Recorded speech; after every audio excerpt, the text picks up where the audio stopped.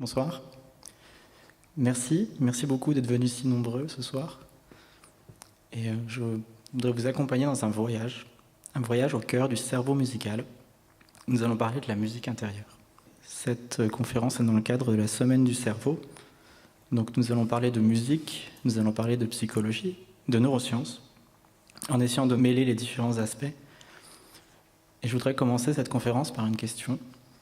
Pourquoi la musique ? Pourquoi aimons-nous tellement la musique et pourquoi la musique semble omniprésente dans l'espèce humaine ? On peut donner plusieurs réponses. Déjà, il convient de définir correctement la musique. Je donnerai une définition très simple qui est que la musique est l'art des sons. La musique est l'art que les humains ont de mettre les sons ensemble. Si on écoute les recherches sur l'ethnomusicologie, donc les origines de la musique avec un aspect un peu évolutionniste, on se rend compte que la musique a joué depuis toujours un rôle social et un rôle rituel. Donc des très anciennes civilisations, la musique rythme la vie, les instants de la vie, les moments importants comme les mariages ou les décès. Mais on peut aussi, la musique, dans certaines civilisations, la musique joue un rôle précis dans la vie de tous les jours aussi sur le temps qu'il fait ou l'heure ou la saison. Par exemple, dans les civilisations indiennes, on a ce qu'on appelle des ragas qui sont associés à différents moments de l'environnement également. Donc la musique joue vraiment un rôle social. Aujourd'hui, cela a un peu évolué. La musique est omniprésente, surtout au format numérique. Il y a la radio et la télévision, bien sûr, mais également Internet, le streaming, le MP3, et il a un accès à la musique très facile. Et on se rend compte que les gens ont vraiment... la musique est partout et on peut très facilement en fait s'identifier à une musique. Dans ce sens-là, on sait aussi aujourd'hui que la musique a un effet sur les humeurs, sur les émotions. Donc on peut utiliser la musique pour se calmer ou pour peut-être se motiver en faisant du sport. C'est des choses qui sont de plus en plus courantes et qui rejoignent un peu ce rôle ancestral aussi de l'utilisation de la musique dans la vie quotidienne. Grâce aussi à cette omniprésence, il est très facile d'associer des souvenirs, d'avoir des mémoires précises liées à la musique. Et d'une certaine manière, il est assez facile d'avoir une situation où, par exemple, on va attacher des souvenirs d'être allé voir son groupe préféré en concert à un moment de sa vie, de connaître la sortie de chacun de ses albums, de l'associer avec la classe dans laquelle on était, les personnes qu'on fréquentait à ce moment-là. Et j'aime bien parler en fait de construction de l'identité liée à la musique. C'est quelque chose qui est assez familier pour beaucoup d'entre vous, je pense. Et finalement, une des autres choses dont on peut parler qui explique un peu le rôle de la musique, c'est tout un ensemble d'effets positifs de la musique, voire des effets thérapeutiques. Donc ce que j'appelle par effet positif, c'est simplement le fait que donc on utilise la musique pour des fois se rendre plus...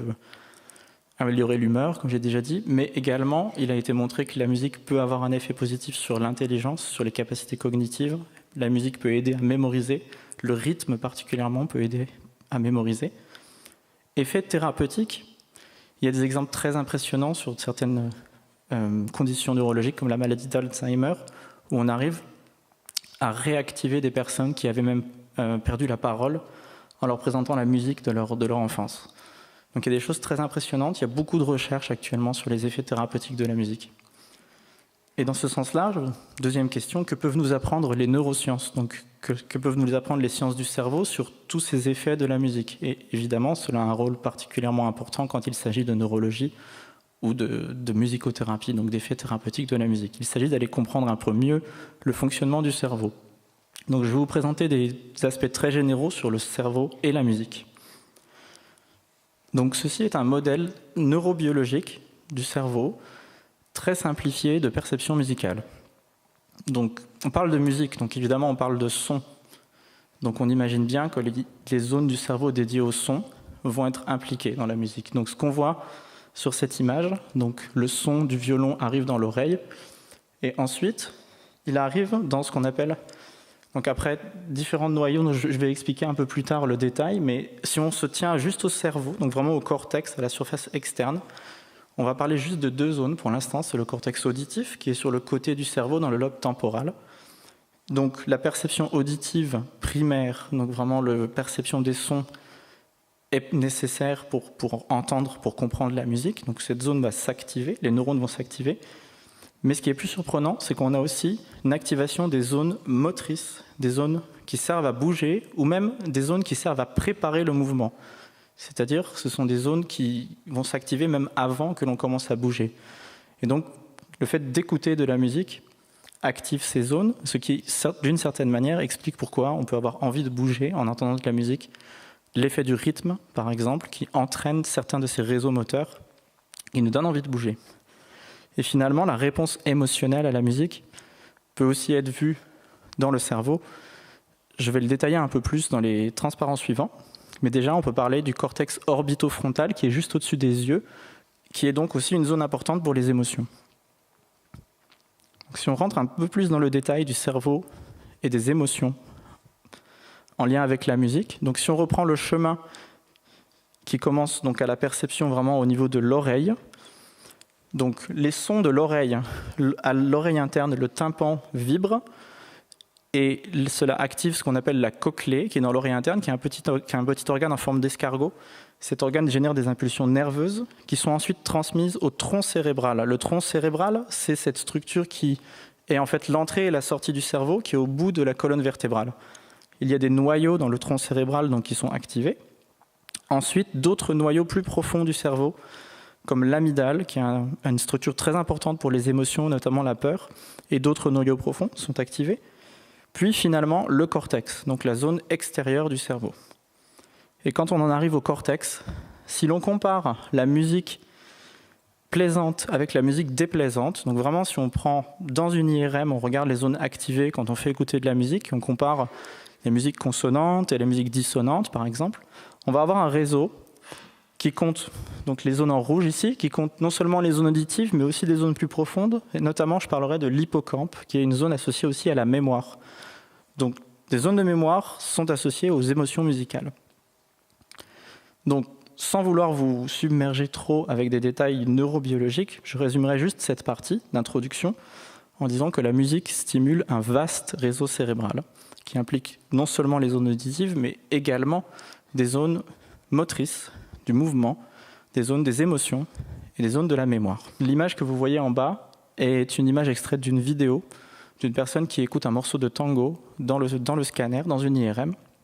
Et on voit bien sur cette image qu'il y a beaucoup de zones activées. Donc les couleurs correspondent à l'activation. Et on peut voir que tout le cerveau est impliqué. Donc le cerveau entier, un vaste réseau cérébral, est impliqué dans la perception musicale. Non, je voudrais revenir au thème principal de la conférence de ce soir, qui est la musique intérieure. Et je voudrais vous poser une question. Que se passe-t-il quand la musique s'arrête et que notre esprit commence à voyager ?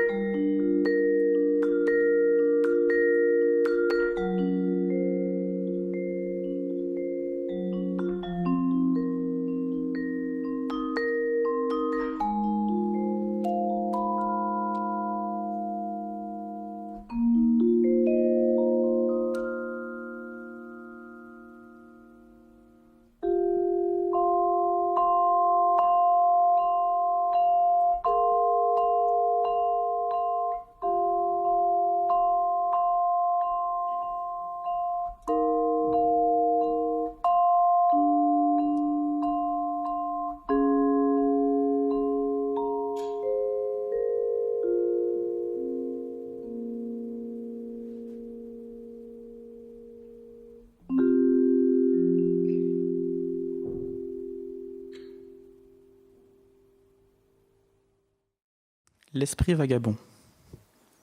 L'esprit vagabond, c'est le voyage des pensées. C'est cette expérience de tous les jours, cette expérience que nous vivons quotidiennement, qui consiste à laisser notre esprit voyager et à avoir des pensées qui ne sont pas reliées avec ce que nous faisons actuellement. Par exemple, faisant une tâche répétitive comme faire la vaisselle ou éplucher des légumes, on va se mettre à tout d'un coup avoir nos pensées qui divaguent, qui vagabondent. Ou en étant dans le train, en regardant à l'extérieur, voyant le paysage défiler, peut-être on va se mettre à réfléchir à notre destination ou ce qu'on va faire en arrivant.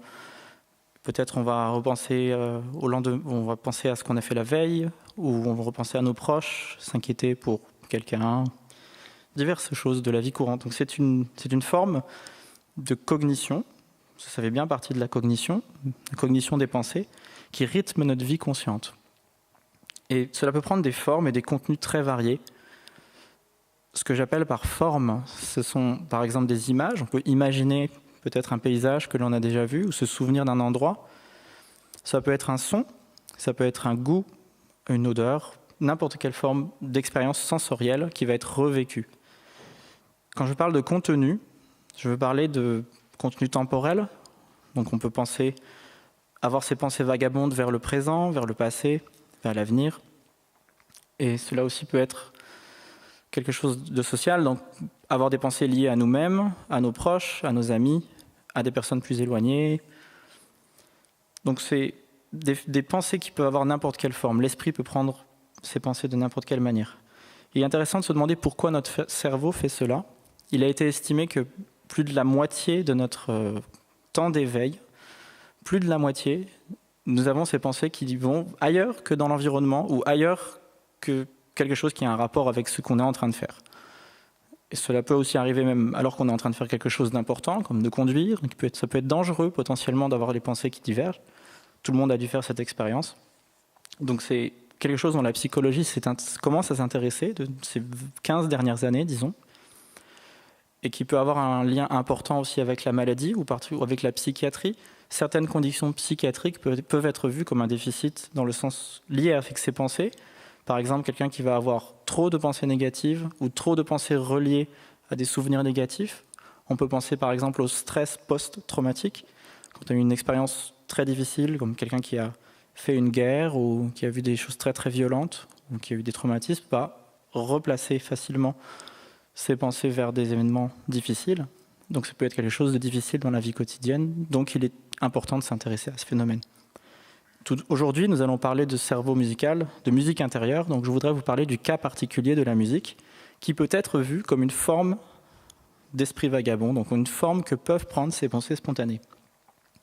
Ces petites musiques intérieures, on peut les appeler vers d'oreille, qui vient en fait, c'est une expression un peu étrange, qui n'est pas trop utilisée en français, mais qui existe dans la littérature. On peut les appeler simplement la musique dans la tête, la musique intérieure, les petites mélodies que l'on a en tête. C'est quelque chose dont vous êtes probablement familier. C'est un court extrait de musique qui se répète à notre insu, sans qu'on en ait le contrôle. On peut savoir comment il a commencé, ou on peut ne pas le savoir, on peut avoir conscience ou non de son apparition, mais c'est quelque chose qui est très très très courant. On a estimé que plus de 90% de la population avait ce phénomène à peu près une fois par semaine, et beaucoup plus de gens, il y a aussi une grande partie des gens qui l'ont en fait quasiment tous les jours, ou peut-être tous les 2 ou 3 jours. Certaines personnes l'ont en permanence, au point que ça en devient une obsession. Certaines personnes disent que ça ne leur est jamais arrivé, ou qu'ils n'ont très très peu, ça leur arrive très peu souvent. Donc on peut se demander comment commence cette expérience. Pourquoi avons-nous de la musique en tête? Quels sont les facteurs qui font qu'on a de la musique qui nous arrive dans la tête alors qu'il n'y a pas de musique à l'extérieur? Peut-être ça vous arrive en ce moment d'avoir de la musique dans la tête. Donc au commencement, la recherche très très récente sur des milliers de personnes par Internet a pu distinguer en fait des catégories de déclencheurs quelque part de cette musique spontanée, cette musique intérieure. La première pièce que j'ai jouée, si vous regardez dans votre programme, elle s'appelle Résonance des échos passés. C'est une manière un peu poétique, disons, de dire qu'on a entendu un extrait, on a entendu une petite mélodie plus tôt dans la journée, peut-être on l'a entendu la veille ou récemment, et le fait de l'avoir entendue, elle va résonner encore un petit peu dans notre tête, et à un moment elle va ressortir on va l'imaginer en boucle. Donc évidemment, ça marche assez bien avec des jingles de radio ou des chansons de pop qui sont un peu écrites d'une manière qui fait qu'elles restent facilement en tête. Donc c'est ça que j'appelle la résonance.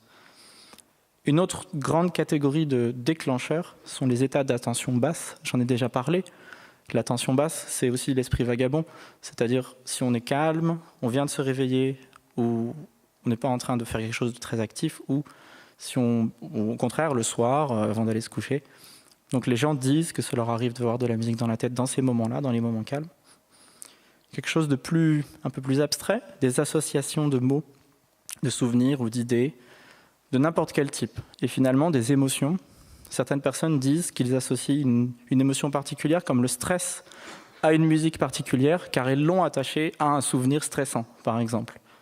On a aussi des exemples de gens qui ont des témoignages dans ce sens-là. On va parler un peu plus en détail de ces fameuses associations et de ces souvenirs. Donc, quelques exemples très simples d'associations. Alors, dans la conférence de ce soir, j'aurais voulu le plus possible éviter les clichés. Mais à un moment, je me suis dit quand même, je pense qu'il est bien d'avoir des exemples un petit peu clichés pour être sûr qu'on comprend bien de quoi on parle. Donc, je vais vous donner un exemple d'association. Je vais afficher quelques mots à l'écran. Je ne vais pas les dire.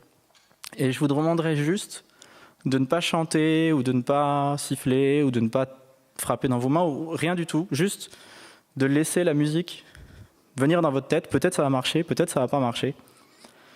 Donc, je vais juste appuyer. Vous allez le voir apparaître. Normalement, au moins pour les gens qui sont de Bretagne, on va dire, devraient avoir reconnu de quelle chanson j'essaye de vous faire imaginer. C'est évidemment La Jument de Michaud.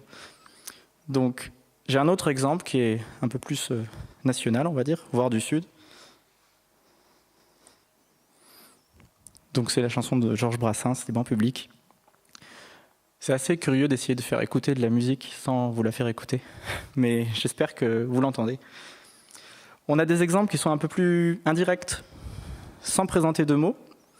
Je vais essayer de juste vous présenter une image, et ça devrait peut-être vous évoquer un thème, une mélodie que, a priori, tout le monde connaît aussi. Donc normalement, vous devez avoir maintenant un mélange de James Bond, La Jument de Michaud et Brassens. On a des exemples aussi qui sont un petit peu plus complexes. On a eu des témoignages assez curieux. Les études que je vous présente ici, un grand nombre de parties d'entre elles ont été faites en Grande-Bretagne. Et on a, par exemple, le cas assez étrange de cette personne qui nous disait qu'à chaque fois qu'elle voyait David Cameron à la télé, donc le Premier ministre britannique, elle avait cette chanson qui lui venait dans la tête qui s'appelle The Charming Man, donc l'homme charmant. C'est assez curieux, mais il y a effectivement des fois des associations très étranges comme ça. On a entendu tout un tas d'histoires. Donc, dans ces associations, il y a un phénomène qui est assez intéressant. C'est le tempo. Je fais une petite parenthèse en fait pour vous parler du tempo. Donc, le tempo, c'est la vitesse de la musique, la vitesse à laquelle on peut taper dans les mains naturellement quand on entend la musique. Et on s'est rendu compte d'une chose assez curieuse. Donc, si on reprend La Jument de Michaud, donc vous connaissez tous la chanson. Donc, cette fois-ci, je vais vous demander, pas tout de suite, à mon signal, je vais vous demander de taper dans vos mains à la vitesse de La Jument de Michaud. Donc, la vitesse qui est normalement naturelle, celle que vous vous attendez quand vous devez le chanter. Donc, allez-y.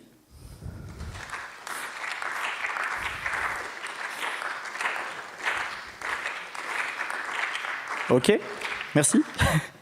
J'ai entendu plusieurs tempos en même temps.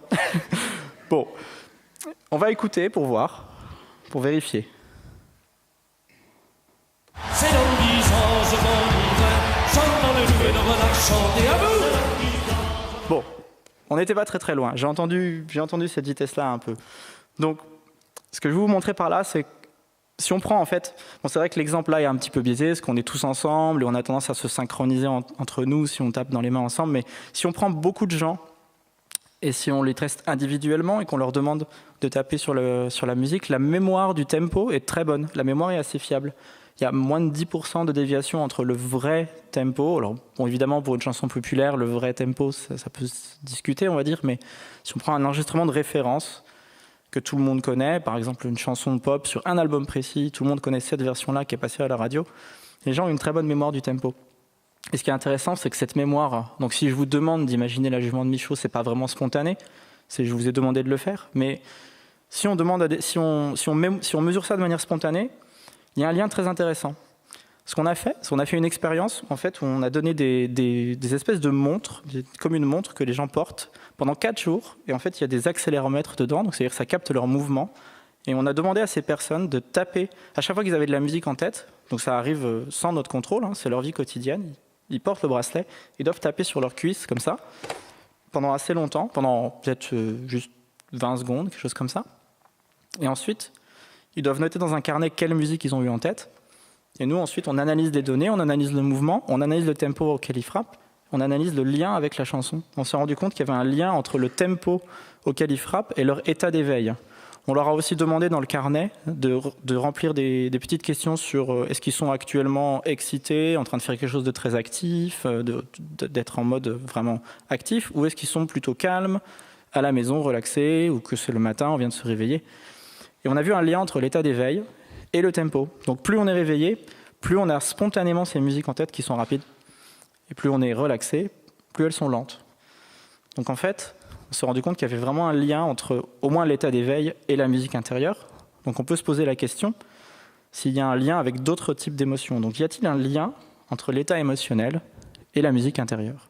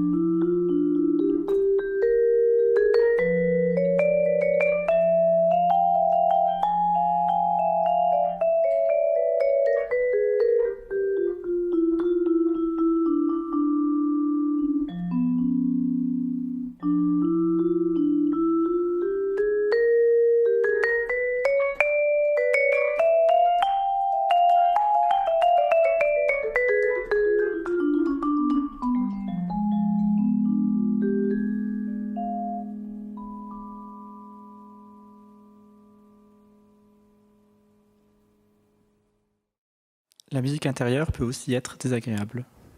La musique intérieure peut aussi être irritante et une expérience difficile. On estime qu'il y a à peu près un tiers des épisodes qui sont considérés comme dérangeants, c'est-à-dire qu'un tiers du temps, une personne va avoir souhaité que cette musique n'apparaisse pas. Ça peut être difficile de s'en débarrasser. Dans certains cas extrêmes, il y a un lien avec des pathologies.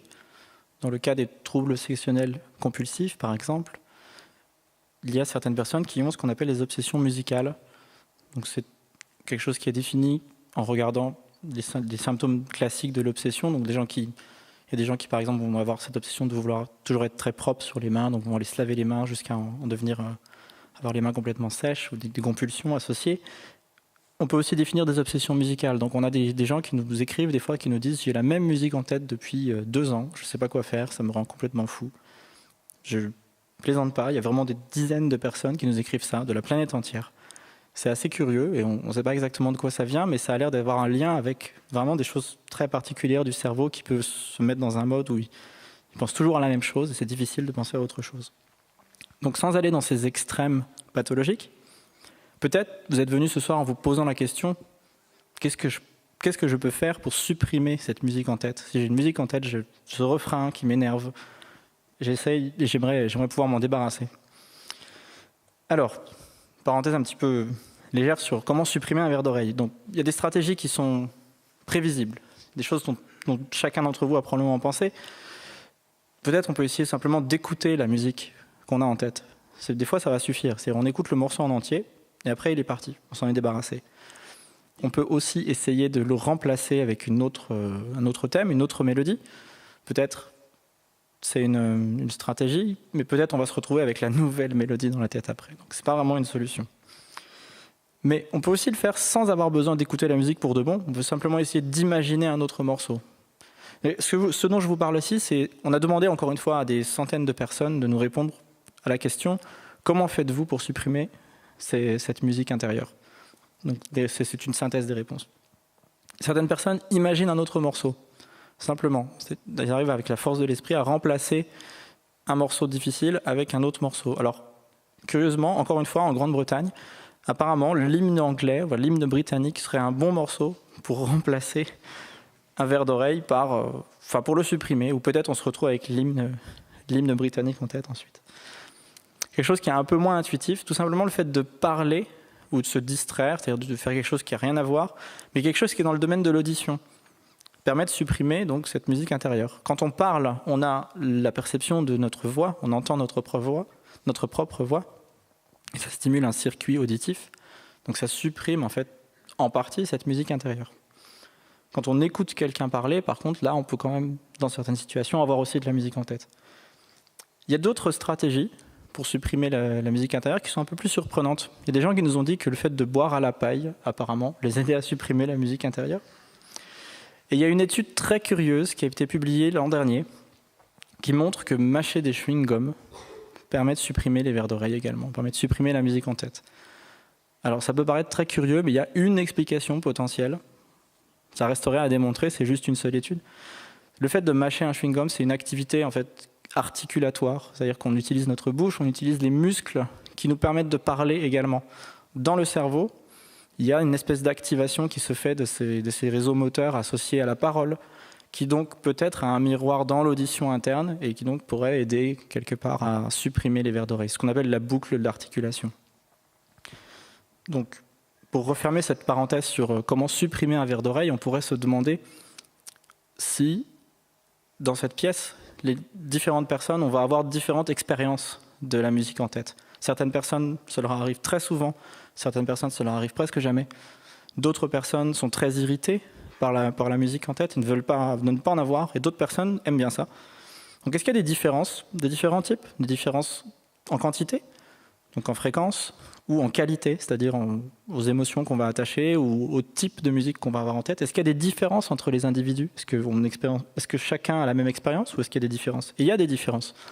Donc les recherches récentes ont montré aussi, par exemple, que les musiciens ont davantage de musique en tête et peut-être ont des musiques, peut-être simplement ce qu'ils travaillent eux-mêmes en ce moment sur un instrument, ils vont l'avoir en tête après, ce qui semble naturel. On consacre sa vie à la musique, donc notre vie subjective, nos ressassements et notre esprit vagabond, encore une fois, va s'orienter naturellement vers la musique. Mais il n'est pas nécessaire d'être musicien pour que ça arrive, même ni musicien professionnel ou ni musicien tout court, même si on ne pratique pas du tout d'instrument, le fait d'être passionné de musique, donc d'écouter de la musique ou d'aller à des concerts, peut suffire pour avoir une valeur en fait de cette musique intérieure, c'est-à-dire d'y attacher quelque chose qui a de l'importance pour nous. Certains traits de personnalité sont associés aussi avec la musique intérieure. On a montré que les gens qui étaient davantage ouverts d'esprit, donc en termes de test de personnalité classique, l'ouverture, avaient davantage de musique en tête également, et aussi certains aspects sous-cliniques de symptômes de névrose sont associés à la musique en tête, le fait d'avoir plus souvent de la musique en tête. Et aussi l'âge, alors ça reste encore à démontrer, c'est des études qui sont en cours, mais apparemment, les personnes plus âgées auraient moins de musique en tête. C'est une expérience moins fréquente chez les personnes âgées. Par contre, on sait également que ça commence très très très jeune. Donc ceux d'entre vous qui ont des jeunes enfants ont sûrement, et qui connaissent donc les dessins animés, les génériques, les jingles de dessins animés, c'est quelque chose qui reste très facilement en tête chez les enfants, qui vont avoir tendance à le chanter spontanément, et aussi chez les parents, malheureusement. C'est un petit peu le contre-coup, c'est qu'évidemment, si vous avez des jeunes enfants qui regardent l'âne trop, ben vous allez avoir l'âne trop en tête assez facilement. On pourrait se demander s'il y a des différences liées vraiment à l'anatomie du cerveau. On peut décrire le comportement par des aspects dont j'ai dit là, la personnalité, le fait d'être musicien. On s'est posé la question, est-ce qu'il y avait des différences directement dans le cerveau? Donc, on est dans la semaine du cerveau, je vous parlais du cerveau. J'ai eu la chance de mener la première étude sur le sujet, donc une étude sur la structure du cerveau, l'anatomie, et le fait d'avoir de la musique dans la tête. Donc c'est une étude qui a été publiée l'an dernier, qui a été faite en Angleterre, donc il y a eu beaucoup d'articles dans la presse anglaise, mais il y a eu quand même quelques articles dans la presse française, dont un article sur l'édition en ligne du Figaro, qui est donc cité ici. Donc c'est une expérience où on est allé voir la structure du cerveau en faisant passer des IRM, tout simplement. Donc on étudie la matière grise, le cortex, et on a fait passer un questionnaire qui est en lien avec la musique intérieure, la musique en tête. On a demandé aux gens, donc c'est une question à choix multiple, très simple, où on leur demande est-ce qu'ils ont souvent de la musique dans la tête, donc tous les jours, en continu, une fois par jour, une fois par semaine, jamais. Et on leur a demandé également des questions, est-ce qu'ils étaient irrités par cette musique ou est-ce que c'était quelque chose qu'ils voulaient supprimer, qu'ils voudraient se battre contre ce fait d'avoir musique en tête, ou est-ce que c'est une expérience qu'ils aiment, qui les aide dans leur vie quotidienne. On leur a demandé aussi des choses sur est-ce que ça reflète des pensées qu'ils ont actuellement. Des fois, on peut lier l'état de stress avec la musique qu'on a. Il y a des gens qui répondent de manière très consistante que c'est toujours relié avec leur état actuel, leurs émotions, leurs soucis du moment. On a fait le lien donc, entre l'IRM, donc la structure du cerveau, et différentes choses. On s'est rendu compte que l'épaisseur corticale, donc l'épaisseur corticale, c'est vraiment l'épaisseur de la couche externe de neurones du cortex, donc c'est de l'ordre de quelques millimètres. L'épaisseur corticale de certaines zones du cerveau que je vais citer, est liée avec la quantité de vers d'oreille, c'est-à-dire la fréquence, une fois par semaine, une fois par jour, etc. Donc ce qui est assez rassurant quelque part, au niveau de ce qu'on sait déjà sur le cerveau et la musique, on s'est rendu compte que le cortex auditif, donc l'épaisseur corticale du cortex auditif, était liée avec la quantité de vers d'oreille, et également une autre zone du cortex inférieur frontal. Et ces deux zones-là, on sait par d'autres études en IRM qu'elles sont impliquées dans la perception et l'imagination des sons. Donc la perception, cortex auditif, j'en ai déjà parlé, mais l'imagination, c'est intéressant. C'est-à-dire si on met des gens dans le scanner, qu'on leur demande d'imaginer la musique, il y a certaines zones du cortex auditif qui s'activent également. Donc ça va assez bien avec ce qu'on a trouvé au niveau de la structure. On a trouvé deux autres zones dont l'épaisseur corticale est liée avec la quantité, qui sont des zones qui s'appellent le gyrus angulaire et le cingulum antérieur, qui, mis ensemble, forment un réseau avec d'autres zones du cerveau, un réseau qui est très important pour les pensées spontanées. Donc on connaît ce réseau qui reflète nos pensées internes. C'est un réseau qui s'active quand on n'est pas en train de bouger ou on n'est pas en train de faire quelque chose avec l'environnement, mais qu'on est en train de penser à nous-mêmes, ce que j'expliquais tout à l'heure, l'esprit vagabond. Donc il y a un lien, un peu comme une intersection entre l'esprit vagabond et la perception, l'imagination auditive, qui quelque part construirait cette expérience de la musique intérieure. On s'est rendu compte également que le volume de matière grise dans certaines zones était lié aux émotions que les gens attachaient avec les vers d'oreille, la musique intérieure. Donc les émotions négatives, donc le fait de vouloir supprimer la musique intérieure, est liée au volume de matière grise dans une zone qui est proche du pôle temporal, du cortex insulaire. Et le fait d'être aidé par la musique intérieure est lié à la matière grise dans le para-hippocampe droit. Le fait d'être aidé par la musique intérieure, c'est les gens qui répondent à des questions du type je pense que ma musique intérieure m'aide à finir une tâche ou m'aide à me concentrer. C'est le cas chez certaines personnes. Ça a été vu sur des milliers de personnes, encore une fois. Et l'étude en IRM, là, par contre, c'est sur une quarantaine de personnes. Donc, quelque part, il y a un lien entre la mémoire de la musique intérieure et les émotions. Donc, pour conclure cette performance, cette conférence, je voudrais faire quelques mots d'esprit, quelques extrapolations un peu plus vagues, un peu plus poétiques sur le sujet. Donc il y a une expression que j'aime particulièrement, qui est pas très poétique, mais qui est un peu un espèce de reflet, on va dire un peu informatique. C'est une expression qui a été inventée par mon ancien superviseur à Londres, le professeur Lawrence Stewart. Et elle parlait d'économiseurs d'écran soniques. Alors je ne sais pas si vous vous souvenez, ça existe encore, mais c'est plus très utile aujourd'hui, les économiseurs d'écran. C'est ces animations qui se déclenchaient toutes seules sur les vieux écrans cathodiques pour faire en sorte que l'écran ne s'abîme pas, parce que si on laisse la même image fixe, l'écran s'abîme. Donc sur les ordinateurs, on avait inventé ce déclenchement d'animation. Quelque part, notre cerveau fait un peu la même chose, c'est-à-dire qu'on a entendu un son, et ensuite, quand on se retrouve dans le silence, ou on se retrouve dans un environnement où il n'y a pas de son qui est très intéressant, où on n'est pas en train d'écouter quelqu'un parler, ou on n'est pas en train de parler, il y a les sons du passé qui reviennent. Donc des sons qui se réactivent, un peu comme ces petites boucles de résonance. Alors c'est évidemment, encore une fois, c'est pas quelque chose qui a été démontré, c'est juste une perspective que je vous propose. Et quelque part, il y a vraiment un lien entre notre identité, la musique intérieure, des émotions, nos souvenirs, qui forment un peu comme une espèce d'expérience sonique du quotidien qui revient et qui nous rappelle des choses, une musique qu'on associe avec un autre moment de notre existence. Donc quelque part, une manière que j'aime bien pour parler de cette musique intérieure, c'est de la considérer un peu comme un rêve éveillé qui berce notre conscience.